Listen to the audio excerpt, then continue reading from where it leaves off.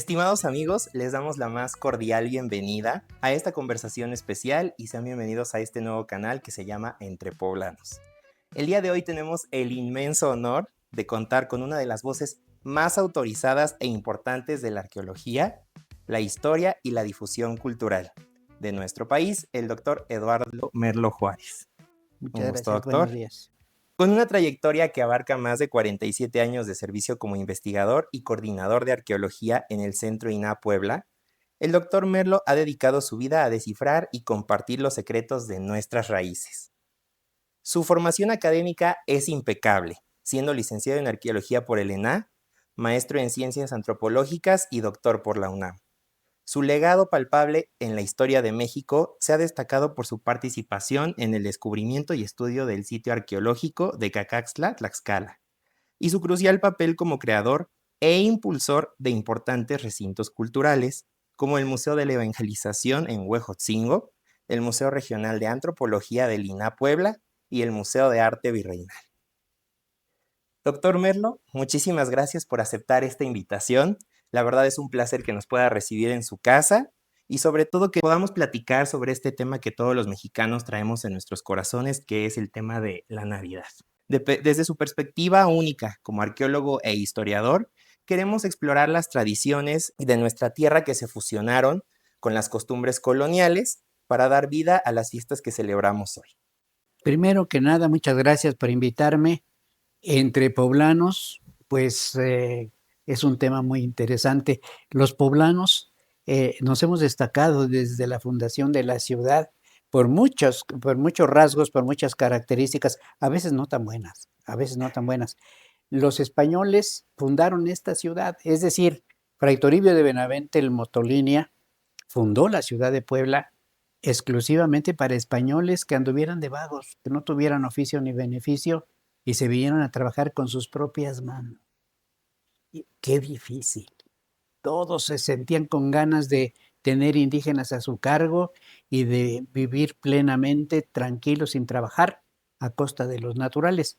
Y se fundó la ciudad precisamente para que vinieran a trabajar y enseñaran los oficios que no se conocían allá, entre los indígenas. Bueno, ¿qué pasó? Que no puede haber una ciudad exclusiva para un grupo étnico sin tener relaciones con los de junto. Claro. Así que nunca fue una ciudad solo para españoles, siempre fue una ciudad con el apoyo de los indígenas de los alrededores, de Cholula, de Tlaxcala, de Huejotzingo, de Tepeaca, de Tecali, etcétera, etcétera. Esos somos los poblanos. Industriosos, trabajadores, desde el principio, la ciudad en poquitito tiempo y era ya muy importante, al grado de que el obispo, primer obispo que hubo en nuestro territorio, Fray Julián Garcés, le caía gordo que se fundara la ciudad para españoles, porque él era obispo de Tlaxcala. Pero cuando ya la ciudad cuajó, dijo, no, pues me voy para allá, me voy para allá. Y se vino para acá. Y entonces se volvió importante la ciudad, importantísima, al grado de que, pues para mediados del siglo XVI, casi llegando al XVII, era la segunda de la Nueva España. Esos son entre poblanos lo que hacemos. Pues no le caíamos bien a los demás porque aquí había la industria, aquí había el comercio, aquí había riqueza. Y entonces que nos inventan. Primero, el rey autorizó que los primeros cerdos finos se criaran en Puebla y que aquí salieran pues los chorizos, las butifarras, los jamones, todo lo que tiene que ver con el cerdo. ¿Y qué dijeron nuestros vecinos? 4 cosas come el poblano: cerdo, cochino, puerco, marrano. Ándenles, ándenles. Híjole, sí. Y otras cosas que nos echaron por allí. Pero bueno, me da mucho gusto que le hayan puesto este nombre para que entre poblanos encontremos pues mucha información acerca de lo que somos, de lo que hemos sido y bueno, y de lo que seremos, ¿por qué no?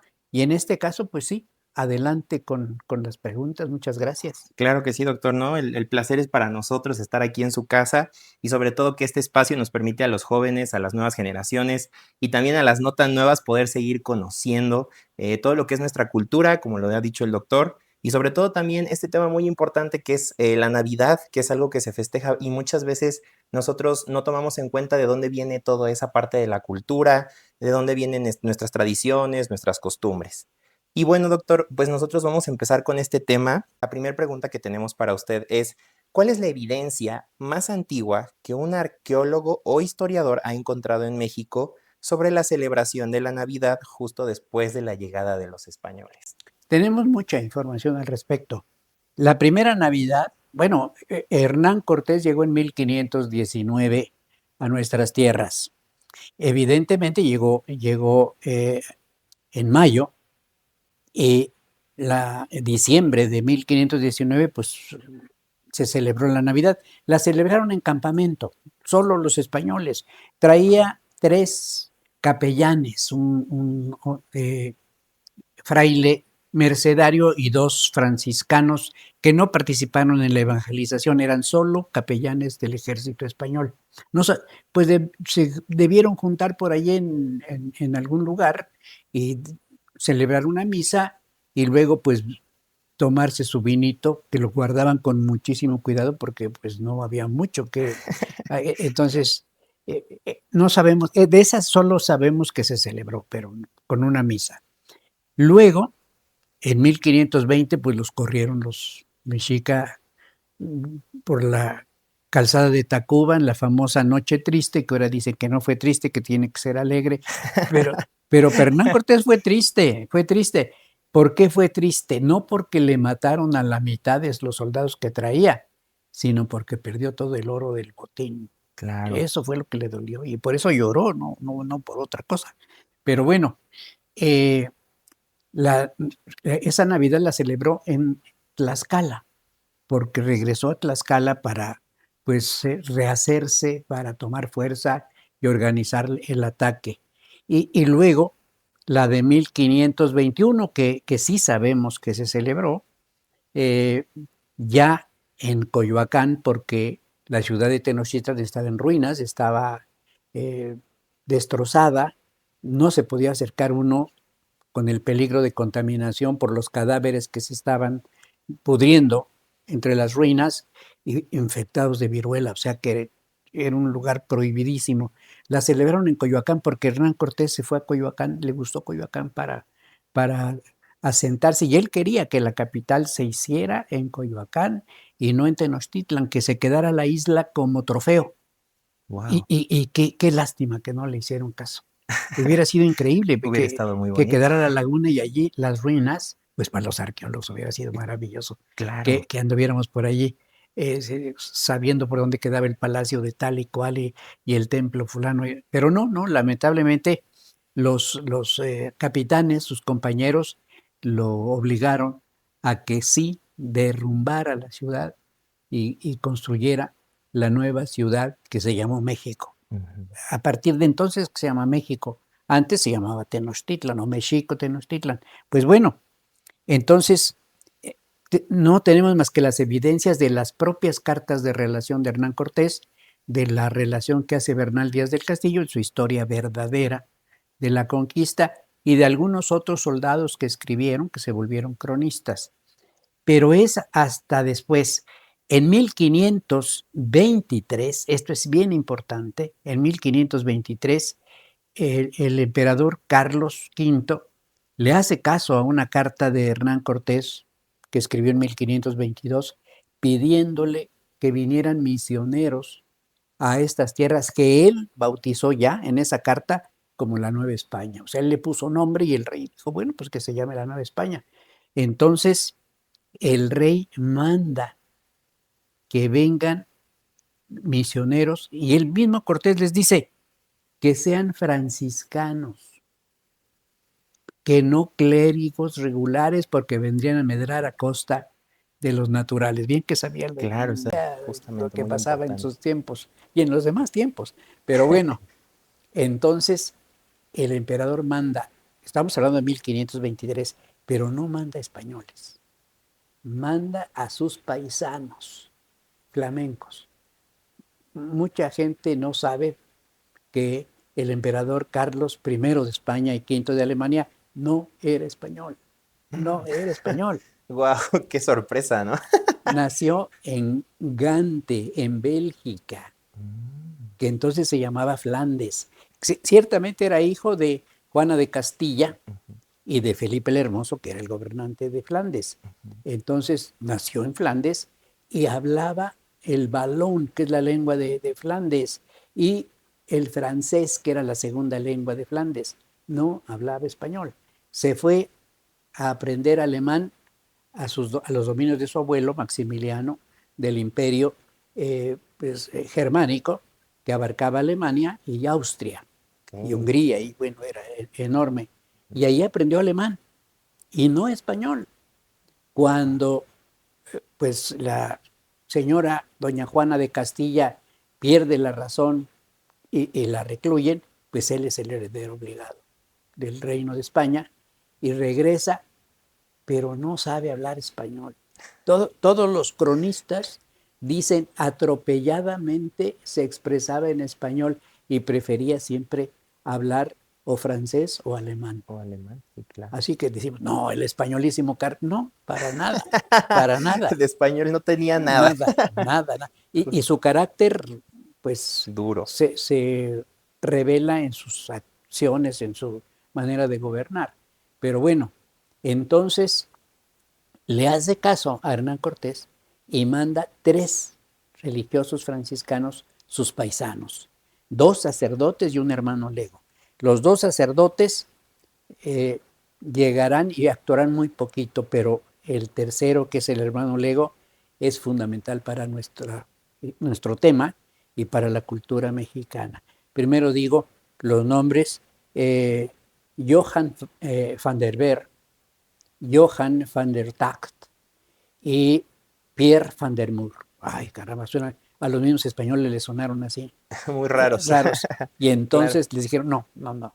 Se llama Fray Juan de Tecto, Fray Juan de Agora y Fray Pedro de Gante. Pues con Ahí está razón. la clave. Claro.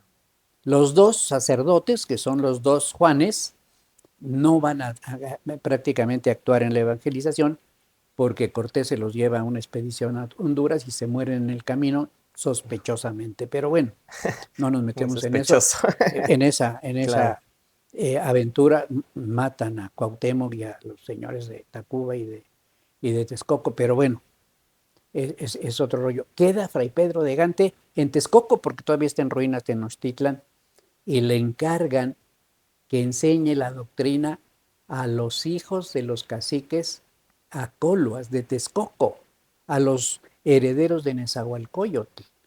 Entonces, él habla flamenco y habla francés. Pues en 3 meses aprende a hablar náhuatl y lo va a hablar perfectamente.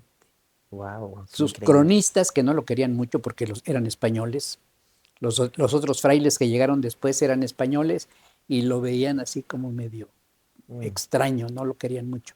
Entonces decían, ¿cómo es posible que Fray Pedro, que no habla español y que es tartamudo, se entienda también con los naturales? wow, qué Pues era increíble. un milagro.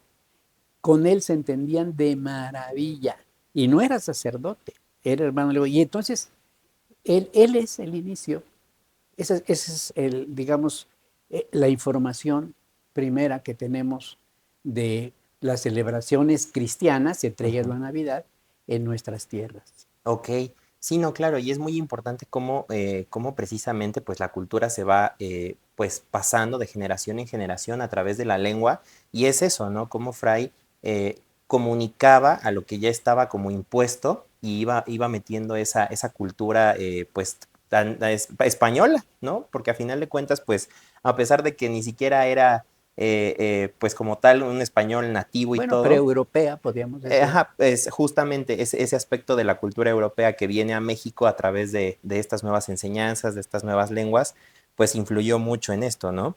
Y de manera que, entonces, ¿cómo nos podría ayudar la arqueología a entender el origen de la Navidad? O sea, es decir, en México como tal no se origina, pero arqueológicamente hablando, ¿cómo nos podría ayudar? ¿Y cómo se empieza a fusionar con la cultura mexicana? O sea, ¿cómo comienza a introducirse esta tradición, esta festividad? Es justamente Fray Pedro de Gante el que lo hace.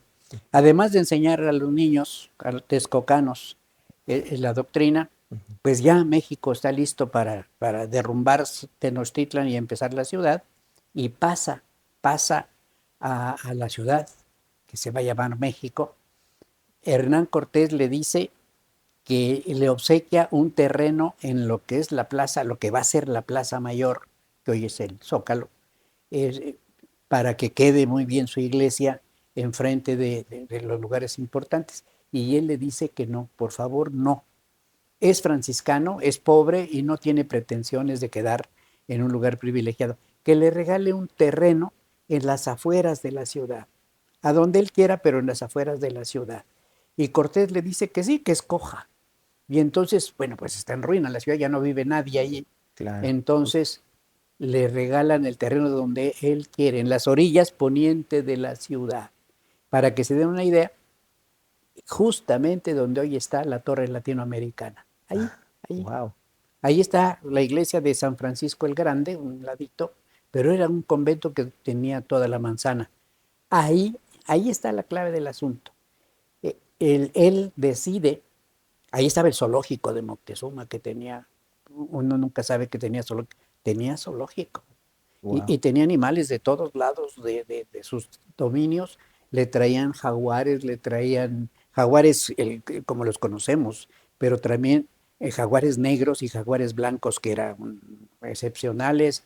Tenía ocelotes, tenía venados, tenía todos los animalitos que había en estas tierras, ahí estaban En el en el zoológico.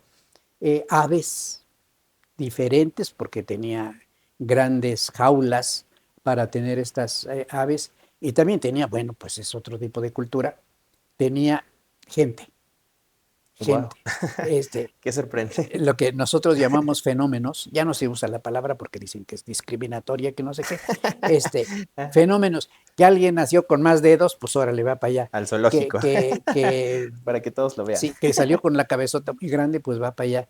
Es decir, gente que tenía algún defecto, entonces allí estaban.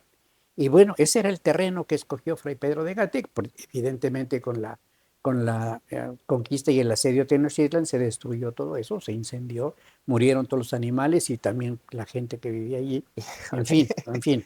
Qué difícil. Pero allí escogió Fray Pedro, y con los indígenas que ya se habían volcado para él, que lo obedecían ciegamente, empezaron primero la construcción de una gigantesca cruz de madera de 30 metros de altura. Híjole, bastante grande. Trajeron el árbol, pues había una zona boscosa alrededor de la ciudad. Los naturales eran muy amigos del medio ambiente. No tumbaban un árbol nomás porque sí. Ok. Prometían, al cortar un árbol, le pedían perdón al bosque, al señor del bosque por cortar un árbol, y le prometían que iban a sembrar 3 o 4 en lugar del que estaban tirando. Lástima que Wow. perdimos Sí, no, esa costumbre ya esa definitivamente hoy en día costumbre, no está. sí, ese pensamiento. Pero bueno, entonces traen un árbol de 30 metros. Y claro, había buenos carpinteros. Cortés traía sus carpinteros de los barcos porque siempre tenían necesidad de carpinteros, pero los naturales eran buenísimos y levantan esa cruz de 30 metros. Es la segunda cruz que se pone en estas tierras. La primera se puso en Tizatlán, en Tlaxcala, con el apoyo de Xicotenca del Viejo, que se hace amiguísimo de Cortés. Entonces pero no tan grande, ahí se pone una cruz natural regularcita, pero ahí en este lugar donde les digo, se pone esa cruz grandota. Ese es el primer símbolo que les dice a los naturales, este es el símbolo de la nueva religión, es el símbolo de nuestro Señor, y lo aceptan. Al mismo tiempo, empiezan a construir una capilla que él seguramente se inspiró en alguna de las lonjas, es decir, de los lugares comerciales de Amberes o de Bruselas o de su tierra, que son grandes espacios para el comercio, pero que sirven, bueno, la arquitectura puede servir para asuntos religiosos, ¿verdad? Para Claro. ceremonias religiosas. Entonces, él lo piensa, pero mientras está construyendo, viene la Navidad de 1524. Y él mismo nos dice que se preparó muy bien para esta Navidad. Esos son los registros que nosotros tenemos, que son muy claros, porque él lo dice, se le escribe al emperador lo que está haciendo. Entre otras cosas, a mí me encanta lo que le dice en la carta al emperador: como a estos indios se les va la vida en cantar y bailar, yo les preparé libretos, ropa, para que cantaran y bailaran, ya no en honor a sus antiguos dioses, sino en honor de nuestro Señor Jesucristo y de su madre, la Virgen María. Así que Él es el que empieza, Él es el que empieza. Como vio que cantaban y bailaban, pues dijo que canten y que bailen. No les quiero quitar la inspiración, pero que sea para la nueva religión. Así que Claro. Él muy listo. Y claro, en esto, pues a mucha gente no le cae bien esta deducción. No es español, es flamenco. En Flandes, como en Alemania y en otros países más al norte de Europa, el pensamiento ya era más libre, mucho más abierto. Claro, claro, claro. Entonces, ¿qué pasa? Él no ve terrorífica la religión anterior, la ve distinta a la suya, Ujú. y ya dice, lo que sirva de aquella lo agarramos, lo que no sirva lo desechamos y punto. A diferencia de lo que van a hacer otros que dicen, no, es el demonio, son las cosas terribles, hay que olvidar. No, no, él dice, Híjole, satanizaban si, mucho, si ¿no? cantan y bailen, que canten y bailen. Si les gusta vestirse bonito para las fiestas, que se vistan bonito. En fin, Ok. y es un tipazo, es un tipazo. No le hemos hecho justicia realmente a Fray Pedro de Gante. Sí, hay unas calles y colegios y no sé cuánto que se llaman Fray Pedro de Gante, pero el nombre no dice nada. La actividad es la que vale la pena. Era un tipazo, sabía pintura, sabía música, sabía hacer instrumentos musicales, ¿sí? O sea que todo eso, sabía carpintería, sabía ebanistería, era hermano lego, no era sacerdote. Los hermanos legos pertenecen a la orden, pero no dicen misa ni nada. Sirven en el convento. Pero él era una excepción. Estudió en la Universidad de Lovaina y era un hombre muy inteligente. eh, Le dieron el doctorado y no lo aceptó en Wow. la Universidad de Lovaina. Bueno, le ofrecieron muchísimas veces el mismo emperador que se ordenara sacerdote y lo hacía arzobispo. Dijo que no, él era hermano lego y que seguía siendo hermano lego, que lo dejaran trabajar a gusto. Así que es un tipazo. Todo eso que sabía se los enseñó a los indígenas. Y aprendieron rapidito, rapidito, porque se los enseñaba de buen modo. No había, como después harían sus hermanos, que si no llegas a la doctrina a tiempo, te doy tus azotes. Imagínense, por ejemplo, Juan Diego, cuando el acontecimiento guadalupano nos está diciendo que va a Tlatelolco a la doctrina. Él vive en un pueblo que se llama Tulpetlac o Tulpetlac, Ujú. cerca, en el norte del Valle de México, De de la México. Laguna de México, Justo. cerca de Cuautitlán. Allí está Tulpetlac. Aprovecho para decirle, Tulpetlac quiere decir donde se hacen petates Ah, mira. de caña. Coincidencia, ¿verdad? Así que Juan Diego era petatero. Suena muy chistoso. Sí, entonces va en pos de la doctrina.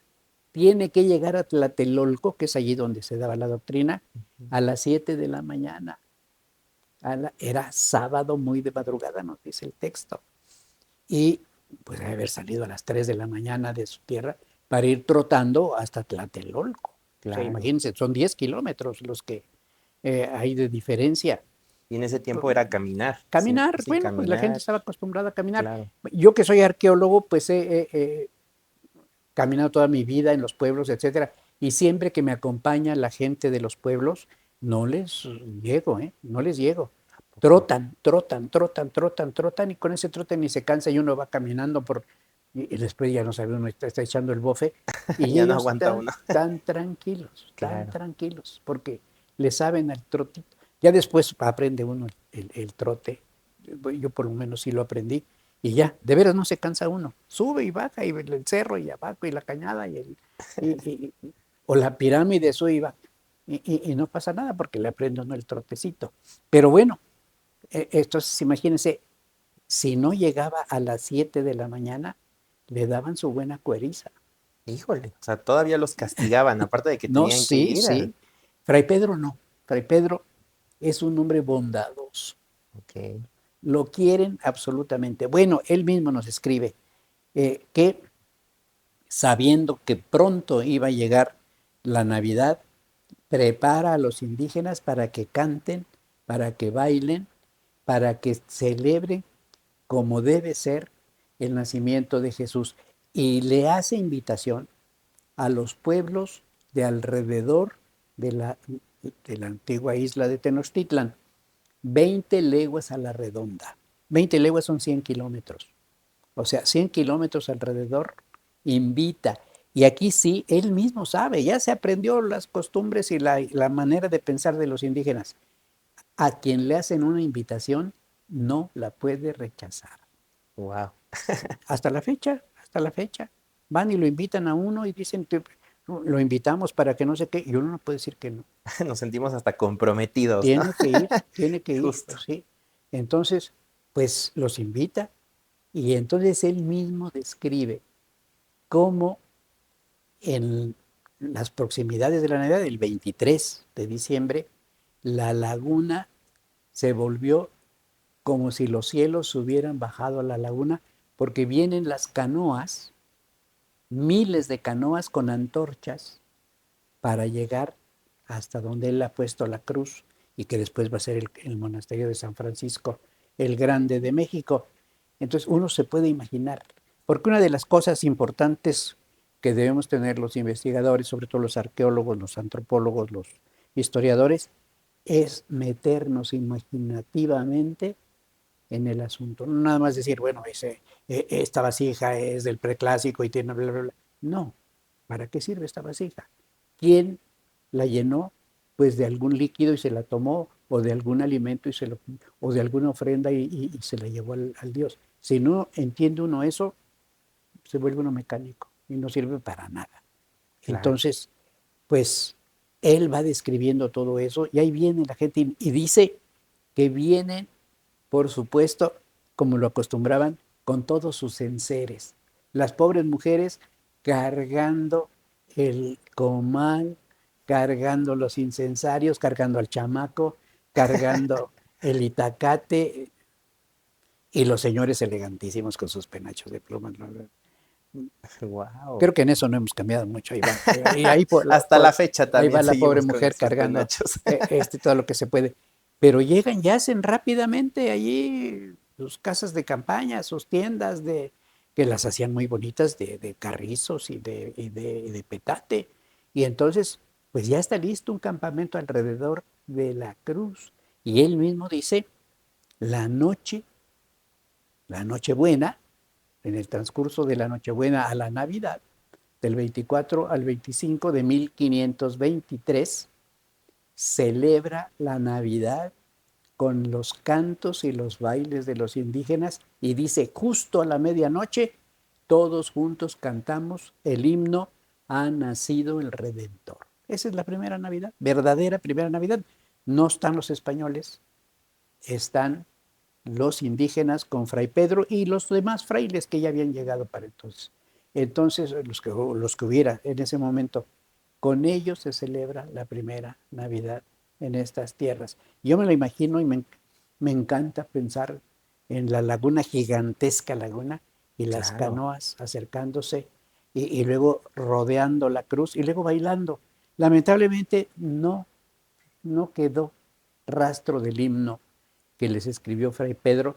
No sabemos, nos imaginamos las vestimentas que les inventó, pero no las conocemos exactamente. Todo eso se perdió, lamentablemente, porque hay un problema grave en la Ciudad de México y aquí sí, como arqueólogos lo podemos decir claramente, se hunde la ciudad. Y en esos hundimientos se han perdido cantidad de documentos, De de restos elementos que nos podrían arqueológicos. decir qué es lo que pasó. Claro. Se ha hundido. La iglesia misma que construye Fray Pedro de Gante se fue hundiendo poco a poco, no tanto como las otras que hicieron después. Se hunde la Ciudad de México. Mucha gente no dice, ay, sí, sí, sí, pero se hunde. No saben lo terrible que es el suelo de la Ciudad de México. Híjole. Para que se den una idea, el Palacio de Bellas Artes, cuando lo inauguraron en 1934, estaba casi 2 metros sobre el pavimento. Hoy está al nivel de la calle. Híjole, sí ha bajado Es bastante, una se ha hundido estructura de mucho. hierro, pues se va hundiendo. Hay edificios que van de lado porque se hunde más de un lado que del otro lado. Es Híjole. una laguna que llenaron de tierra y que nunca se fijaron que pues en el agua todo iba a funcionar. Yo me acuerdo haber participado en un proyecto en el Palacio Nacional con una excavación y a 2 metros 20 centímetros encontramos el nivel de agua, del lago. Híjole, eso es muy poco, ¿no? De hecho es Pues como sí, de riesgo. Se pues, podría ir abajo el edificio, ¿no? pues bueno, afortunadamente está bien construido el Palacio Nacional, pero Claro. sobre las ruinas del Palacio de Moctezuma y adaptando el que se hizo Cortés allí. Pero hay otros edificios que de planos se han hundido. La Basílica de Guadalupe, Sí, esa la es la antigua grande basílica, prueba. ahí va de ladito porque una parte quedó en tierra firme y otra parte quedó en lo blandito de la laguna.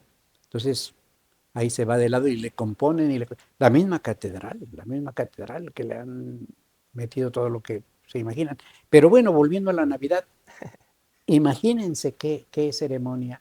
Y claro, ya eh, eh, en 1524 llegan los 12 primeros franciscanos y bueno, pues son mucho más que Fray Pedro y empiezan unas actividades impresionantes. Ellos traen, los franciscanos, y esto es importante decirlo, el espíritu que nosotros conocemos de la Navidad, el espíritu franciscano. Ok. Nuestra Navidad es de corte franciscano.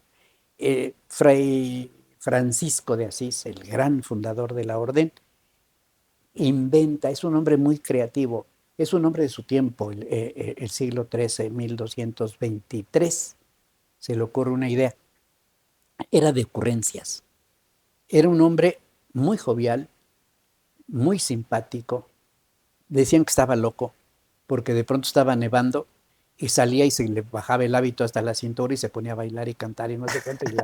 Ese sí traía el La, espíritu navideño. y entonces la gente se juntaba, miren ese loco, espérense, estaba yo esperando que vinieran y se juntaran, ya se pone el hábito y les empieza a predicar. En fin, es un tipazo. Se le ocurre una idea y ahí está el origen de nuestra idea de la Navidad. Va hasta una ciudad que se llama Greccio o Greccio, como le quieran decir, Ujú. eh, donde tiene un amigo de su juventud, Giovanni Bellita, y llega y le dice, porque sabe que Giovanni Bellita es un gran empresario, tiene muchos ganados, sobre todo de ovejas, y en sus tierras hay una parte medio montañosa, y llega y le dice, oye, fíjate que se me ocurrió una idea, quiero celebrar la Navidad de nuestro Señor de una manera diferente.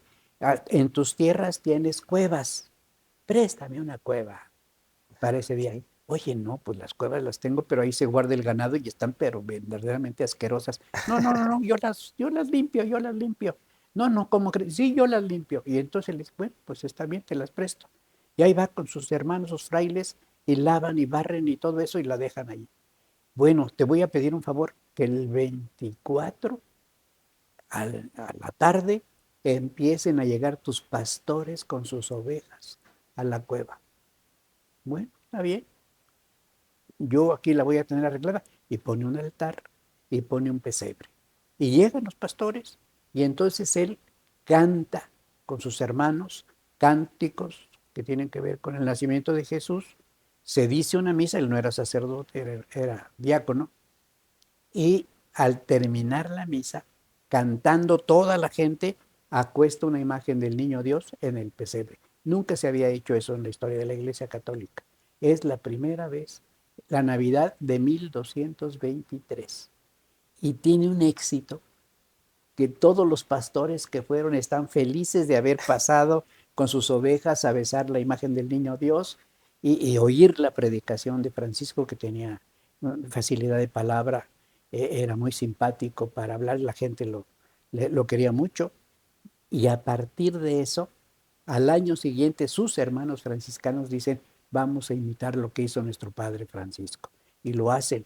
Y eso se va extendiendo como reguero de pólvora por todos lados. Y todos los franciscanos del mundo, que siempre fueron muchos, van a extender la costumbre de celebrar la Navidad con una representación de la gruta de Belén y el pesebre con el niño Jesús. Pues ya no falta quien le inventa, pues hay que poner a la Virgen María, y hay que poner a San José, Ya todo el sí, nacimiento, los y burritos, hay que las poner la burrita, fajitas. y hay que poner el buey, y el angelito que está cuidando a nuestro Señor. Y así se va creando una tradición que crece por toda Europa, pero de veras toda Europa, y pues va a pasar a estas tierras con los franciscanos. La primera vez que tenemos, pues aquí sí entra la arqueología y la historia, consignada que se pone un nacimiento como tal, es en 1533, Fray Juan de Béjar, un franciscano, Ujú. manda pintar las imágenes de María, de José, y las recortan, no son esculturas, y las ponen justo a donde Fray Pedro había construido ya su capilla, que les dije que estaba construyendo, una capilla inspirada, como dicen las lonjas de Bruselas o de Brujas o de cualquiera de las ciudades de su tierra, y que se parecen a la famosa mezquita de Córdoba, llenas de columnas para hacer un gran ambiente. El mejor ejemplo que lo tenemos acá en Puebla, en Cholula, En la famosa Cholula, Capilla justo. Real. Exacto. Bueno, él hace una primera capilla real o el equivalente, casi el doble de la que tenemos en Cholula. Wow. De ese tamañazo. Claro, no tiene bóvedas porque él no sabe hacer bóvedas. La techan de madera y ahí cabían fácilmente 10,000 fieles para las celebraciones. Nomás imagínense Wow, qué qué, cantidad de qué, qué, qué, personas. qué maravilla, qué Sí, construcción. sí, justo. Bueno, esa construcción, los frailes van a construir la iglesia grande de San Francisco. Bueno, la construcción de Fray Pedro ahí está. La de los frailes empieza a hundir, a hundir, a hundir, a hundir. La tienen que demoler para hacer otra. Hijo, Y ahí está la de, pues Fray Pedro. tantito, con tantito daño, pero ahí está. Hasta que, ay, ay, ay, los mismos Híjole. franciscanos en el siglo XIX la demuelen para aprovechar el terreno y hacen salvan nada más una pequeña parte de la capilla y lo demás lo destruyen. Es una tristeza, pues. Y luego, por si fuera poco, lo que quedó, el gobierno federal lo demuele totalmente con parte del convento para hacer, ¿qué creen? La calle de Gante. Híjole. De veras, no, no, no, no. Fue una gran Tiraron lo tontería que del hizo Fray gobierno. Pedro de Gante para hacer una calle que se llama Gante. Híjole. Sí, bueno, pero bueno, ese es el inicio de la Navidad y esas son, digamos, el cimiento de San Francisco que viene a rebotar a estas tierras, ya no solo por Fray Pedro, sino por sus hermanos, los 12 primeros franciscanos y los que vinieron después. Eh, la cultura mestiza mexicana tiene diseño franciscano. Le cae gordo a los que son admiradores de los dominicos y de los agustinos, que también dieron un poquito, pero la estructura es franciscana. Claro, no, y sobre todo qué importante y bueno, a mí me llama mucho la atención este tema de que precisamente nuestra cultura recibió esa celebración como algo positivo, algo bueno, ¿no? Justamente una de las preguntas era esa, ¿no? ¿Qué tan fácil o difícil fue para los antiguos mexicanos aceptar o adaptarse a estas nuevas fiestas? Y claro, con todo lo que nos ha platicado, pues precisamente fue bien recibido en nuestro país. Nosotros estábamos acostumbrados a pues precisamente ser personas muy alegres, a estar con todo este tema de las artes, muy culturales, música, fiesta, y pues obviamente nos presentan esta nueva celebridad y pues la adaptamos como nuestra, ¿no? Entonces es algo muy bonito y increíble y a mí algo que me llamó mucho la atención es cómo nos platica sobre cómo surge este tema del nacimiento, cómo llegan, pues sí, exactamente a ver al niño Dios, ¿no? En este caso, cuando hablamos del ritual como de la posada en México, o sea, ya inmiscuyéndonos en este tema, el hecho de pedir alojamiento o esta situación de esta festividad de lo que es la posada como tal, podríamos compararlo con alguna caminata, alguna peregrinación que la gente hacía en el México antiguo por motivos Sí. religiosos. Bueno, tiene una base, y aquí sí dejamos a un ladito a los franciscanos Ujú. y metemos a otros frailes que también hicieron muchísimo, los agustinos. Los Llegan en agustinos. 1533 a estas tierras. Y claro, los franciscanos ya tienen los pueblos grandes, más importantes, y entonces les dicen, pues quédense con los que ya no podemos atender. Entonces los dejan no tan cerca, retiraditos. Y bueno, pues ellos con mucho gusto se ponen a trabajar. Uno de estos pueblos es Acolman, cerquita de Teotihuacán. Acolman, la palabra Acolman quiere decir, Acolman es cuando el brazo se dobla, Ujú. se refiere a un río o alguna cosa que da curva, eso se llama Colman.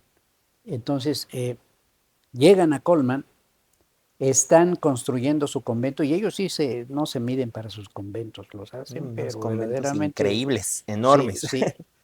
Entonces, y no son tan amables como los franciscanos para la construcción. Entonces dicen, nos regalaron este pueblo, pues nos lo regalaron con todos sus habitantes a trabajar en el monasterio. Y los otros dicen, pues sí, trabajamos, pero se exceden, nos tratan mal y todo.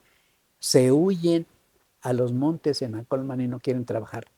Entonces tiene que entrar la tropa del virrey para que se regresen a Colman a trabajar.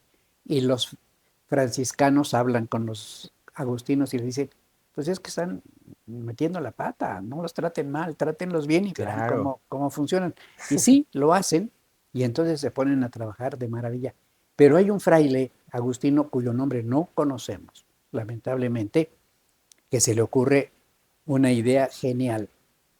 Si a estos indígenas se les va la vida en cantar y bailar, si hacen grandes procesiones para los santuarios, pues hay que hacer algo. Aquí hago un paréntesis para que vean de dónde vienen un ejemplo de los antecedentes. Tenochtitlan era una isla totalmente aislada de tierra firme. Solo se comunicaba por tres calzadas. La más larga le llamaban la calzada de Iztapalapa, que soy calzada de Tlalpan, Justo. que llegaba hasta donde está Xola, y de ahí se dividía para Coyoacán y para Iztapalapa. La otra era la que iba a Tacuba, la famosa calle, todavía se llama calle de Calle Tacuba, de Tacuba. Ujú. que después se llamó Puente de Alvarado y luego en fin, San Cosme, Infinidad y, de nombres que y ya que le han ahora le puesto. cambiaron por la Avenida México Tenochtitlan, que se me hace un absurdo, pero bueno, porque los Híjole. nombres también son parte de la historia. Claro, No, justo. no se pueden alterar los nombres. ¿Cómo va a ser posible? Hay una calle que se llama Puente de Alvarado, tiene una historia porque dicen que Pedro de Alvarado, hecho a la mocha de la corretiza que le metieron los mexicas a los españoles, ya no había puente y agarra una lanza como pértiga de atleta olímpico y brinca al otro lado. Por eso se Híjole. llama Puente de Alvarado. Lo inauguró en Sabrá ese Dios, momento. sabrá Dios si habrá hecho eso o fue invento, lo que Híjole. quieran.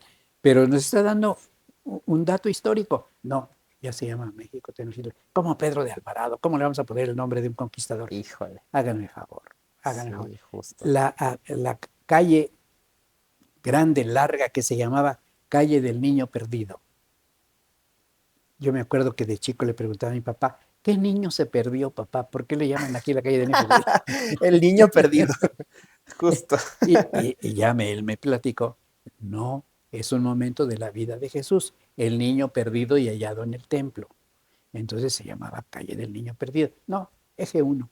Qué bonito, qué Híjole. romántico. No, no, no, no. Híjole, sí. Y así les podría yo seguir diciendo. Pero bueno, la otra calzada era una calzada ancha de piedra sobre la laguna, que les ha de haber costado un Híjole. trabajazo. Claro. Ancha, Bernal Díaz del Castillo dice, cabían 8 jinetes cómodamente en el ancho de la calzada. O sea que En una No, calzada, no, pues no sí, era. más o menos como un jinete ocupa un carril actual de un Pues auto, sí, más o pues sí, menos, pues sí. aproximadamente 8 carriles. Entonces, iba a dónde? Al Cerro Tepeyacac. Al Cerro Tepeyac. ¿Qué había en el Cerro Tepeyac? Ninguna población. Era un cerro pelón. Entonces, ¿para qué hicieron la calzada? Porque allí estaba el gran santuario de la diosa madre de todos los dioses, Ok, Tonantzin, nuestra claro, madrecita, eso significa la palabra Tonantzin, no es, así en diminutivo, nuestra nuestra madrecita. madrecita. Entonces, ahí estaba, y todo el mundo le tenía reverencia. Entonces, las peregrinaciones eran Híjole, multitudinarias, por eso hicieron la calzada. Y para que vean qué bonito, nos dicen las crónicas que tenía postes de cuando en cuando y que los días de la fiesta de la diosa Tonantzin ponían cordones, cuerdas, con flores, con papel que volaba porque usaban papel de amate, si no tenían el papel de algodón que nosotros conocemos, pero bueno, y sartales de maíz reventado que se llamaba xochicentli. ¿Qué es el maíz reventado que se llama xochicentli? Las palomitas. las palomitas. Sartales de Qué palomitas. rico. Ellos inventaron las palomitas. Hay un tipo de maíz que se revienta y que se llama xochicentli, xochitl flor y centli maíz, maíz que se florea. Entonces, yo me acuerdo que oía una vez a una comentarista en el radio que dijo, y qué bueno que los norteamericanos inventaron las palomitas para el cine. Si supieras que Qué fuimos bueno que fue en el nosotros, radio cariño, porque si le he tenido enfrente, le aviento lo que tenía yo más cerca. Porque nos ponemos agresivos defendiendo precisamente la por cultura. eso estamos como estamos. Claro. Pero bueno, nomás imagínense esa calzada. Y luego, en algunos de los postes, jaulas de pájaros cantores, Híjole, qué para que precioso. la gente que va caminando esté feliz porque oye los cantos de los pájaros. Bueno, qué ideas, qué maravilla. Y llegaban al santuario de la Virgen y le bailaban y le cantaban y bueno, una gran fiesta. Pues por eso cuando los frailes ponen allí el santuario de la Virgen de Guadalupe, pues la cosa sigue funcionando. ¿Qué pasa hoy? La antigua calzada existe, se llama Calzada de los Misterios. ¿Y qué pasa? ¿No va la gente bailando y cantando? Sí, justo, ¿No va la gente precisamente. sufriendo? Igual en el mundo prehispánico, iba la gente sufriendo. Sí, claro, Iba a hablarle a la diosa. Y fíjese qué chistoso, que no hemos cambiado. Bueno, chistoso, ¿no? Pero qué interesante. claro. En el mundo prehispánico, hablar con los dioses había que hacerlo llorando. Ay, qué increíble. Bueno, muchos Ay, actualmente señor. también se acercan llorando todavía hasta Sí, la pues fecha. por eso, por eso. Ay, señor Huitzilopochtli, te pido porque me ayudes, porque no sé qué. Ay, Tonantzin, mira cómo. Yo, bueno, a mí me consta de haber visto en los pueblos cómo se entra llorando a la iglesia. Bueno, mi primera experiencia fue en San Andrés Cholula, cuando yo estaba chico, este, metiche y preguntón.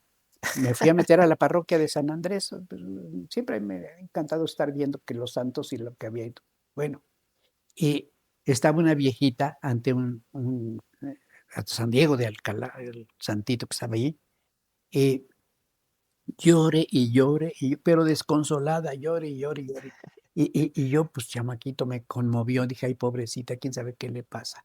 Y me acerco, y ella dice, ay, ¿qué sabe qué decía? Y yo nomás, y yo le digo, señora, ¿qué le pasa? Entonces, ¿qué te importa, chamaco? Lárgate. Ay, y sobre todo agresiva.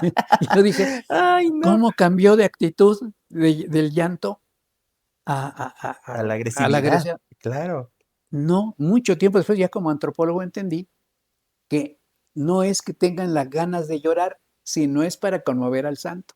Ah, Sí, okey. hay un dicho que suena feo, pero que es verdad, el que no chilla, no mama.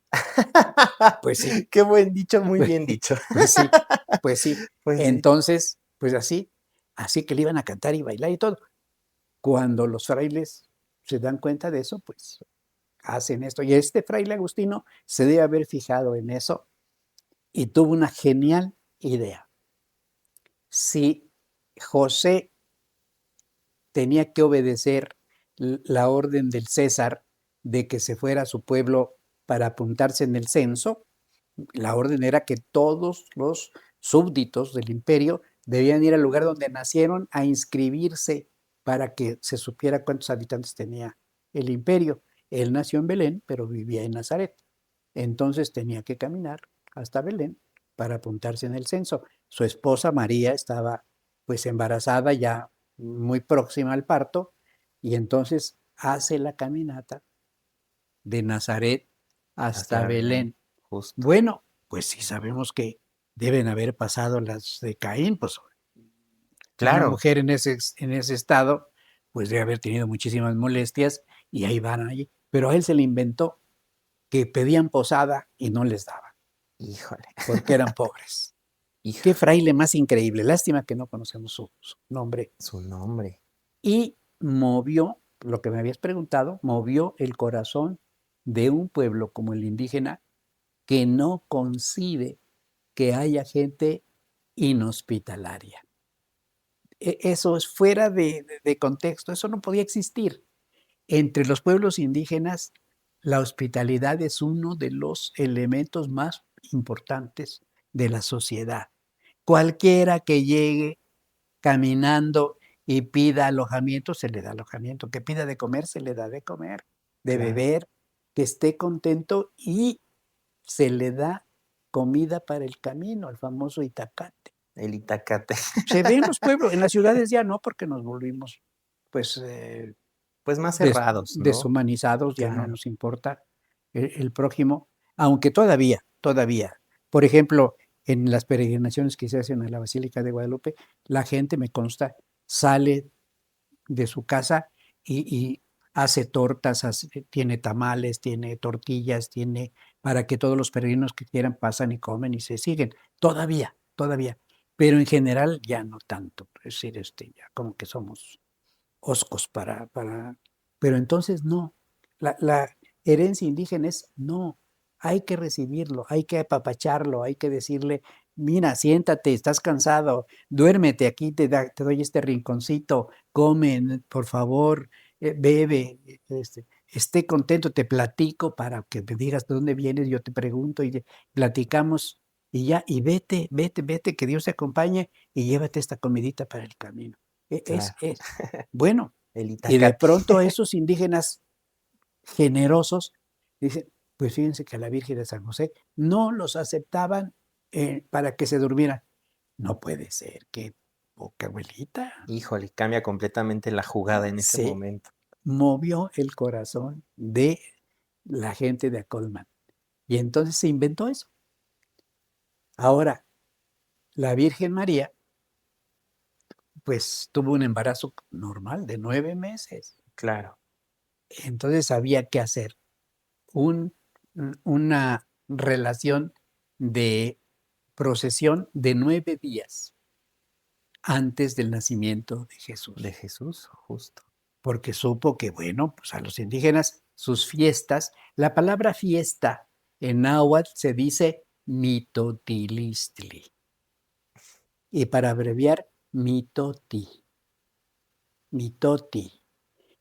Un mitoti indígena no vale la pena, nadie iría si nada más dura un día. No, hombre. Tiene que durar de 5 días para arriba. Sí, sí, para que valga la pena, si Hasta la fecha en no. los pueblos se sigue haciendo. Vayan a una boda a Oaxaca. Sí, sí, sí. Son 5 días. 5 días. En Chiapas, 5 días. As- 5 días, 5 días, por lo menos. Si se puede más, pues más. Entonces ahí se inventó 9 días para celebrar cada día cómo van avanzando los peregrinos rumbo a Belén.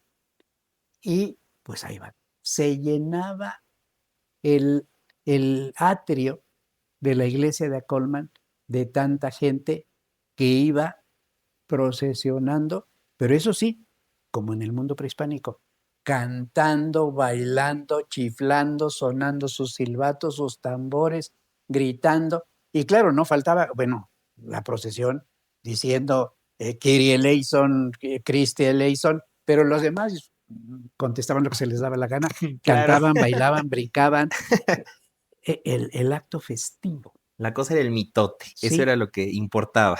se les llamó, porque terminaba en una misa, las misas de aguinaldo De originalmente. aguinaldo, Y justo. después jornadas, porque duraba 9 días, una jornada, segunda jornada, tercera jornada.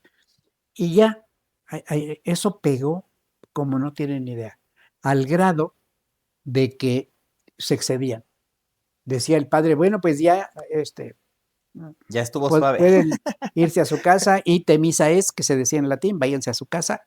Y decían, no, que siga la fiesta y que siga y que siga, y el tambor y no sé cuánto.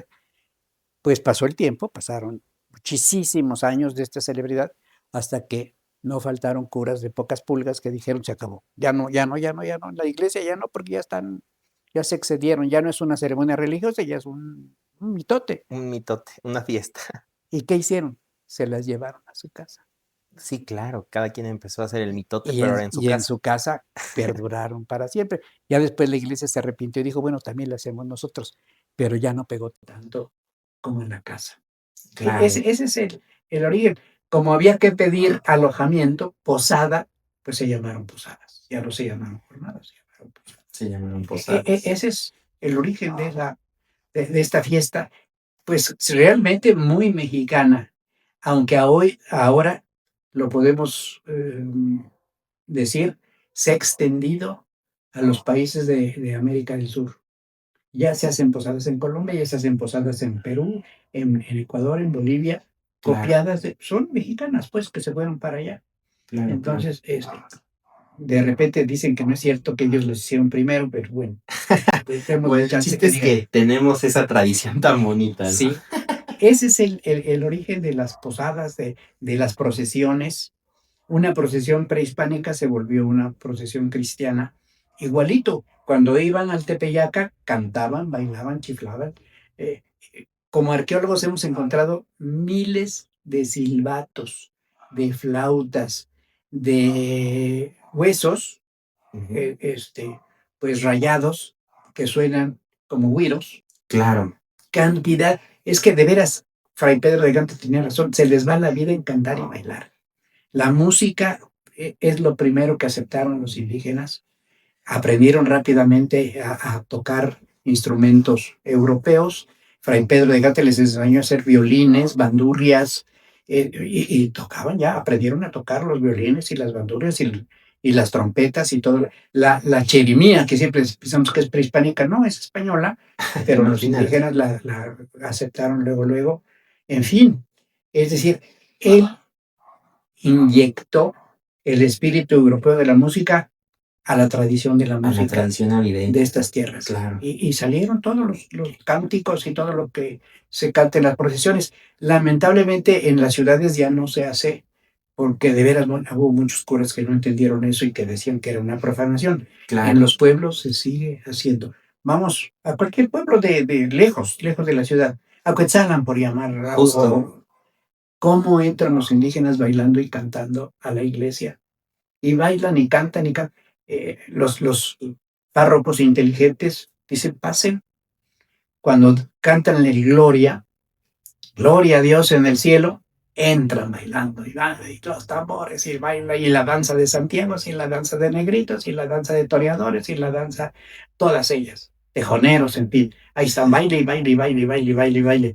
El problema, bueno, es que el cura les dice: bueno, ya, Se acabó. vamos a seguir la misa, y no, siguen. Pues Se es su vida, aprovechan. esa es la manera del culto de ellos. Claro. Pues ya lo sacan casi a patadas, y, y sigue la misa, pero en cuanto la misa termina, se vuelven a meter y siguen bailando. Esa es su manera de orar, orar Claro. bailando.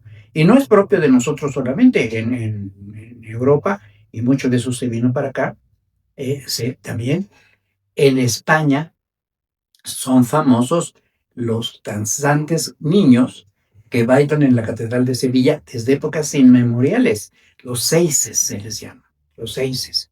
Yo los he visto y digo: bueno, qué maravilla. Yo escribí un librito hace muchos años que se llama Apuntes sobre las danzas de Cuetzala, y mencionaba justamente cómo la danza de negritos, que es una danza preciosa, viene de los seises de Sevilla. Es una leyenda muy bonita.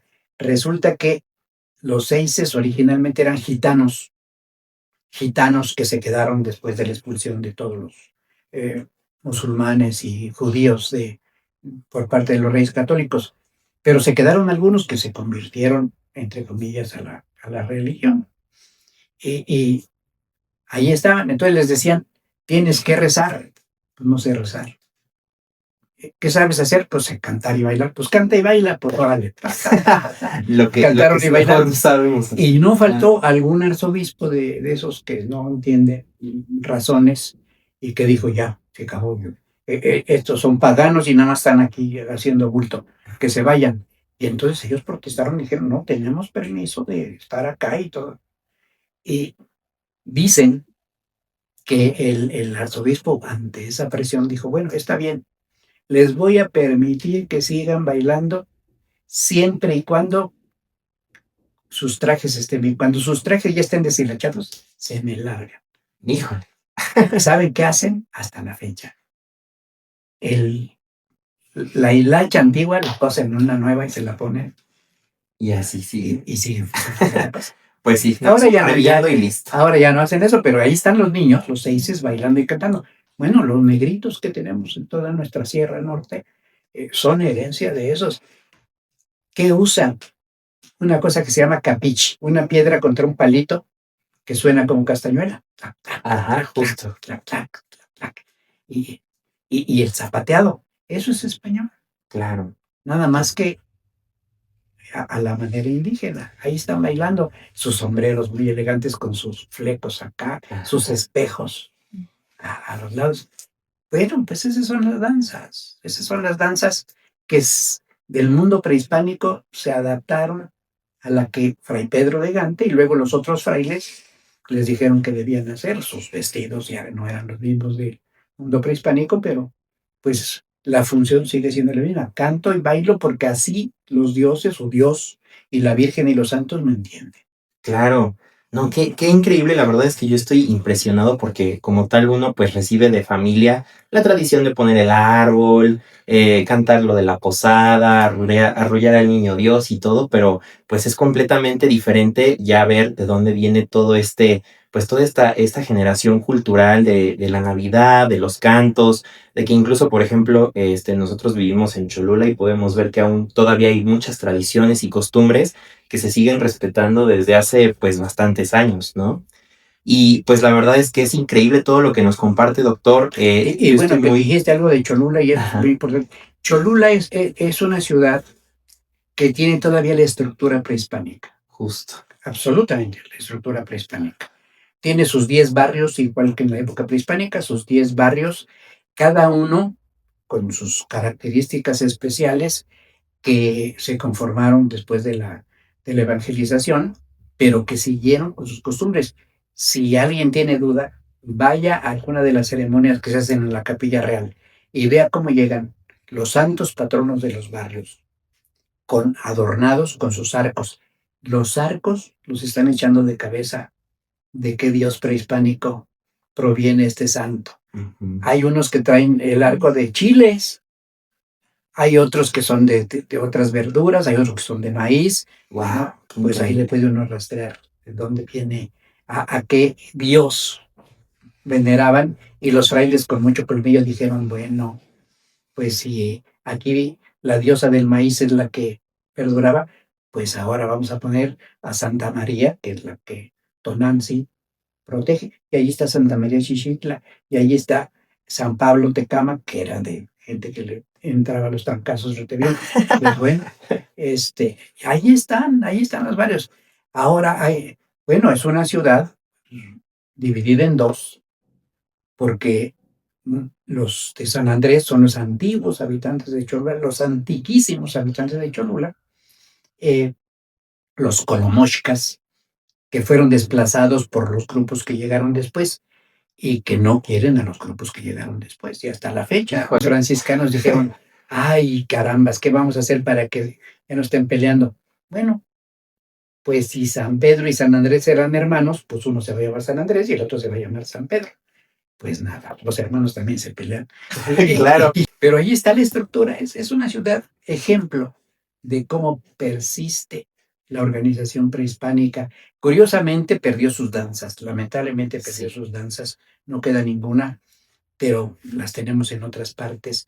Yo recuerdo de niño en Cholula que iba de monaguillo con los franciscanos al santuario, iban danzas, pero ya no eran de Cholula, venían de otros lados y bailaban a la Virgen de los Remedios, pero por alguna razón dejaron de venir, de ser invitados. Claro. Pero es un buen ejemplo. Pero podríamos poner un ejemplo de cualquiera de los pueblos de la sierra, sí, Xochitlán, Behuetlán, en el sur. Es, son estructuras todavía prehispánicas. Las autoridades religiosas mandan más que el presidente municipal Claro. y a veces más que el cura, como en Tonancintla. Sí, justamente. Allí el cura no manda. Llega y le dicen qué hacer, nada que el cura les diga, hagan eso. No, no. Aquí mandamos nosotros de nuestra iglesia y tú nos vienes a decir misa. Y si alguien hace una boda que no es de allí, y dice, bueno, le paga a los fiscales de la iglesia por el uso de la iglesia. Y dice, no, es que yo voy a traer a mi padrecito, bueno, pues lleva al padrecito. Al padrecito le cobran los derechos por venir a decir misa. Wow, Entonces, qué o sea que increíble. es una estructura Muy fuerte y muy totalmente prehispánica. autoritaria. Bueno, pues nomás eso adaptado a las fiestas navideñas, es lógico, Claro. es lógico. Claro, claro, no, hombre. No, y de hecho podríamos seguirnos horas y horas hablando sobre el tema navideño, o sea, como ya lo pudieron ver, definitivamente la tradición navideña al fusionarse con lo mexicano y con lo que somos nosotros, que somos arte, danza, que somos una cultura pues llena de mucho amor y de mucho apapacho, ¿no? Hacia Sí. otras tradiciones, pues es increíble. La verdad es que me gustaría preguntarle que si usted tuviera algún mensaje a los mexicanos sobre el origen de la Navidad, ¿cuál sería la idea más importante de esta festividad que debería de recordar la gente? Uno fundamental. La Navidad, la palabra Navidad es la contracción de la palabra natividad. En latín, nativitas. De ahí viene, es una contracción, Navidad. El nacimiento de Jesucristo. Claro. Esa es la esencia de la fiesta, el nacimiento de Jesucristo. La iglesia instituyó este día porque, ¿qué creen? No se sabe qué día nació Jesucristo. No se sabe. Nadie lo registró. Registraron su muerte y el Calvario y todos los pasos que da muy, muy claramente en los evangelios. Y nada más nos dicen que nació en Belén y que había una estrella que marcaba el lugar, etcétera. Pero no sé en cuándo. Por ejemplo, llegaron los reyes, lo- nunca dice el evangelio que los reyes, llegaron los magos del oriente, los magos. Y no nos dice que eran tres, y tampoco nos dice que eran Melchor, Gaspar y Baltasar, y que uno venía en caballo y otro en camello y otro en el caballo. Justo. No nos dice eso, nada más nos dice que eran magos que Claro. llegaron del oriente. Justo. Todo lo demás se fue inventando a través del tiempo, pero no se sabe la fecha. Entonces, porque no les importaba a los primeros cristianos, les importaba la redención, que es la muerte y resurrección de Jesús. Bueno, cuando llega el siglo segundo, casi el tercero, los teólogos empiezan a decir, bueno, ¿y cuándo nació Jesús? Pues quién sabe. A ver, pregúntale a fulano, no, pues nadie sabe. A ver si no hay registro. Claro. Pues unos dicen, pues debe haber sido por agosto, por ahí así, porque pues si los pastores estaban durmiendo al aire libre, quiere decir que no hacía frío. Justo. No, no, pues quién sabe, total, no se sabe. Entonces la iglesia con mucha sabiduría dice, a ver, ¿cuál era la fiesta más importante de los romanos? El nacimiento del sol, Mitra, que nació el 25 de diciembre. Órale. En lugar de Mitra, Jesucristo es el nuevo sol que alumbra el Claro. cristianismo. Bueno, adaptaron esa Sí. cultura al nacimiento de Y ándale, Jesucristo. todos a celebrar el nacimiento de Jesús, 25 de diciembre. Perfecto, quedó. Y ya. Bueno, el mensaje es, la Navidad es el nacimiento de Jesús. Él es el personaje principal. Las posadas se hacen porque se está esperando a Jesús.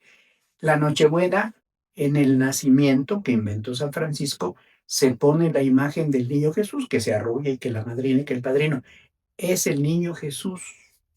La Navidad es justo el recuerdo del nacimiento de Jesús.